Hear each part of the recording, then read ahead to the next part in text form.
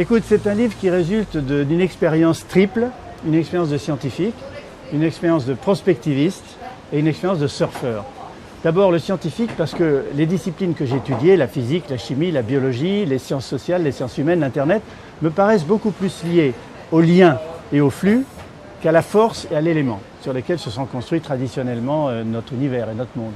Donc je pensais, comme prospectiviste, à la société fluide, c'est-à-dire passer d'une société rigide, pyramidale, avec l'exécutif en haut, les exécutants en bas, à une société de pouvoir transversal, de pouvoir partagé, que j'appelle la société fluide.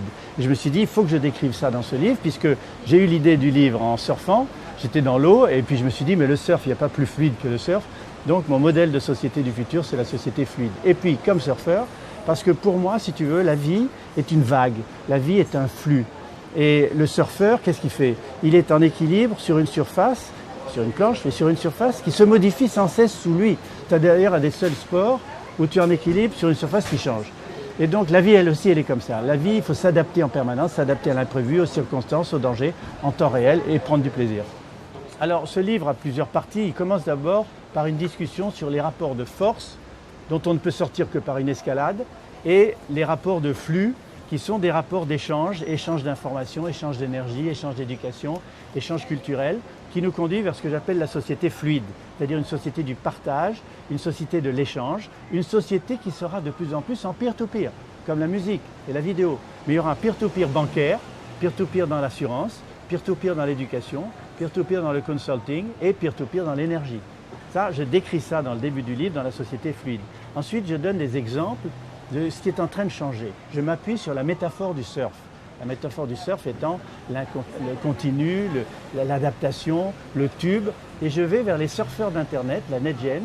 Qu'est-ce qu'ils apportent, qu'est-ce qu'ils font, comment ils surfent, quelles sont leurs pratiques, quels sont leurs outils, quelles sont leurs méthodes. Et puis ce livre débouche ensuite sur 3 exemples qui m'intéressent beaucoup, que j'appelle la société des makers, que j'ai traduit en français par les doueurs, et le Mesh Network, c'est-à-dire des réseaux qui ne passent pas par les fournisseurs d'accès Internet ni par les grands opérateurs, que les gens se connectent entre eux, comme le faisaient les infirmiers, les militaires ou bien les pompiers en cas de crise. Maintenant, c'est passé dans le domaine civil avec un logiciel qui s'appelle Commotion et un autre qui s'appelle Serval. Les gens peuvent communiquer entre eux sans passer par les fournisseurs d'accès et les grands opérateurs. Donc je décris ça parce que je pense que ça va être une révolution dans la société fluide. Le mouvement des makers, c'est des jeunes qui sont en train de recréer l'industrie. L'industrie qu'on connaît, c'est une industrie top-down, centralisée, massifiée, généralisée et pas du tout personnalisée. Eux, grâce à des imprimantes 3D et toute une série d'outils, ils recréent des objets de la vie de tous les jours, des Fab Labs, des laboratoires de fabrication qui se dispersent dans le monde entier en ce moment, de la Chine à l'Amérique du Sud, à la Russie. Et ça, c'est une vraie révolution industrielle. Et puis, je décris aussi beaucoup, j'appelle ça du MOX au mix, c'est-à-dire la nouvelle politique énergétique pour la France qui me paraît être aussi une entrée dans la société fluide. Après ça, c'est en fait le livre que je voulais toujours écrire depuis longtemps. Je voulais écrire un livre sur la sagesse et sur le pouvoir et sur les valeurs. Et j'ai cherché pendant longtemps, et c'est en attendant les vagues dans l'écosystème merveilleux qui nous apporte ces formidables vagues, que je me suis dit, mais voilà le lien. Le lien, c'est la fluidité, c'est le partage, c'est le don aux autres. Et pour ça, pour surfer sa vie, d'où le titre, surfer la vie, il faut donner aux gens des conseils de valeurs. J'ai les 7 piliers de la sagesse, les 7 valeurs, sont le respect de l'autre, le respect de la diversité, l'altruisme, la responsabilité individuelle et collective, l'empathie, l'amour fraternel et la spiritualité laïque. C'est pas n'importe quoi. Donc j'avais envie de dire ça depuis très longtemps, j'osais pas finalement. Maintenant qu'après 14 bouquins, je me suis dit Jojo, tu peux y aller, et je l'ai fait.